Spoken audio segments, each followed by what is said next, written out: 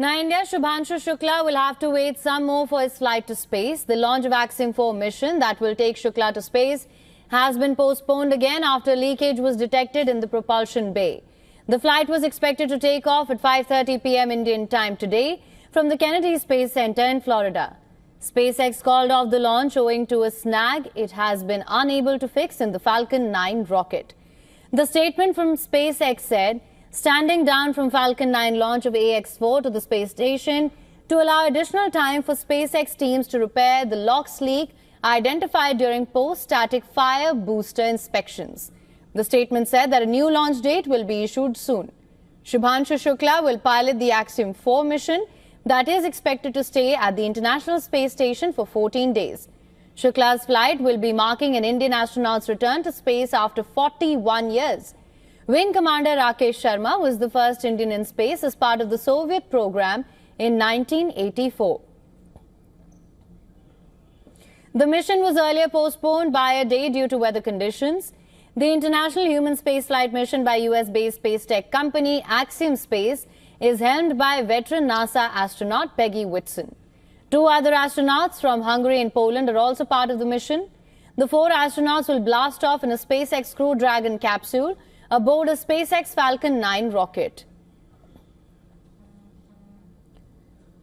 For more on this, earlier we were joined by Manish Purohit, former ISRO scientist. Listen into what he had to say.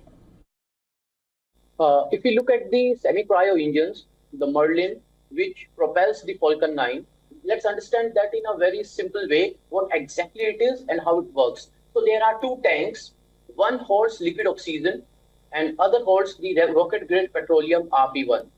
Then there are feed lines that carry those 2 propellants to the combustion chamber.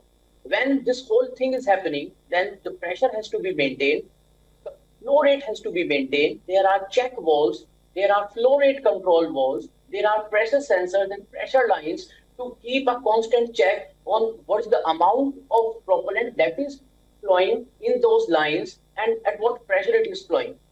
So what exactly is LOX leak?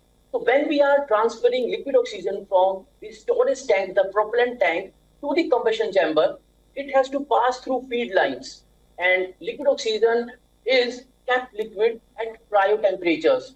That is in itself a big challenge because that results in material failure of the properties that we can say the stress and strain related properties of the material, how much thermal load it can handle, how much cold load it can handle. So that results in failure. Now, where all failure can happen? It can happen in the seals that control the leakages. It may happen in the pressure line when we are measuring the pressure.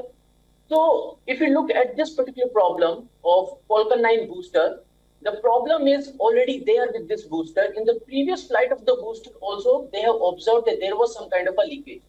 And then before the launch of any mission, it's kind of a ritual that everything will be tested on ground. All the systems, their performances, sensors, onboard computer, data, everything is just like a rehearsal. Everything is done as if it is the final launch.